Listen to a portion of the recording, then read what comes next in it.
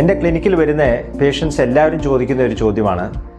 മിക്കവരും പ്രമേഹ രോഗികളാണ്. അപ്പോൾ അതുകൊണ്ട് അവർ ചോദിക്കുന്നത് ഒരു പ്രധാനപ്പെട്ട ചോദ്യം, ഈ ഡയറ്റ് എന്താണ്, ഒരു പ്രമേഹ രോഗി എടുക്കേണ്ട ഒരു ഡയറ്റ് എന്താണെന്നുള്ളതാണ്. അപ്പോൾ ഇതിൽ നമ്മൾ ഒരു മനസ്സിലാക്കേണ്ട ഒരു കാര്യം, പലപ്പോഴും നമ്മൾ ഡയറ്റീഷ്യനെ എല്ലാം കണ്ട് ഡീറ്റെയിൽഡ് ആയിട്ടുള്ള ഡയറ്റ് പ്ലാനൊക്കെ എടുത്താലും ഇത് നമുക്ക് എപ്പോഴും ഇംപ്ലിമെൻറ്റ് ചെയ്യാനോ അല്ലെങ്കിൽ ഇടയ്ക്കിടയ്ക്ക് നോക്കി റെഫർ ചെയ്ത് ചെയ്യാനൊക്കെ ആയിട്ട് ബുദ്ധിമുട്ട് വരും.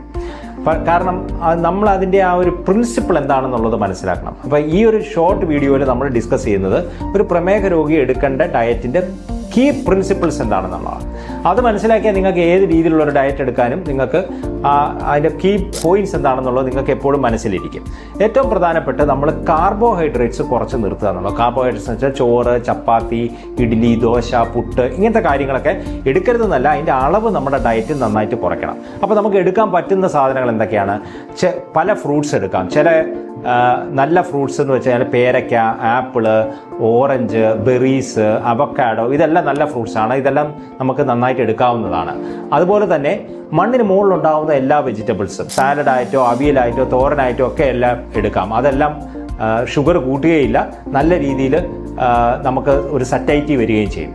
3, നോൺ വെജിറ്റേറിയൻ ആൾക്കാരാണെങ്കിൽ chicken, fish, egg white, milk, ഇതെല്ലാം നമുക്ക് നല്ല രീതിയിൽ എടുക്കാം.